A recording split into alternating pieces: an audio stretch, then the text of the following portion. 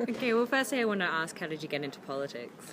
By joining a political party because I felt sympathy with them, but then very gradually being lured into the sort of community action at that time in my own neighbourhood. Yeah. My first campaign related to a footpath through the woods near the house where I lived. Right, okay, and you ended up as Minister for Culture and Sport and the Welsh language. Why that? What interests you? What drew you to doing culture, I suppose? Well, when you become a minister in government, basically you're offered a job Yeah. by the First Minister, and in the last 3 years in the UK government, the Prime Minister rings you up and offers you a job. You don't say no. You have to ask yourself very sensibly, can I do this job? If you've got an interest and a liking for the topic or some knowledge of the topic, then you might judge that you can do the job. Yeah. And you don't turn it down more than once, if you see what I mean.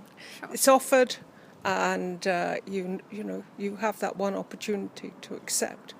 I was very lucky because I was particularly interested in the cultural side of the brief for that ministerial position. I had an interest in music, I had an interest in theatre and writing and poetry and so on, and a very strong interest in cultural, historical interpretation and so on. So I was very lucky. And you mentioned in there that it was not mainly diasporas, but some of the result of cultural proliferation is a result of that. Is there any other examples that you can give of almost the free proliferation of cultural exchange? Well, I think that very often we overlook that free and natural and proliferation of culture. And I'm very, very often reminded of the way in which it works by the fact that, to use an example really close to home, my son-in-law comes from Uganda. His parents and family, in fact, have been staying with me for the last couple of weeks. And we talk about so many things that are totally different between the two countries, but the foundations are so similar.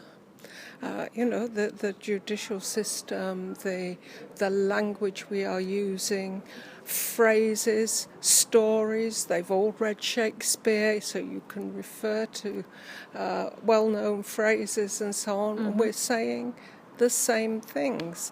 And it does strike me that very often when I talk to them, that actually the cultural divide is less great than it is, for example, with America, for example, right. where the cultural background is much more mixed nowadays. But it's the case, isn't it, that throughout what was the British Empire and is now joyfully the Commonwealth, there is that thread which is the English language and the basis of literature on which it is based, literature and the Bible on which it's based. Yeah. And I wanted to ask about the Wales and Africa program.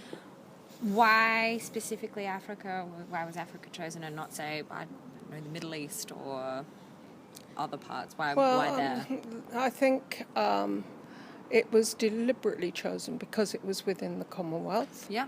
And it was also chosen because it was a part of the world where it was felt we could have an impact in small localities.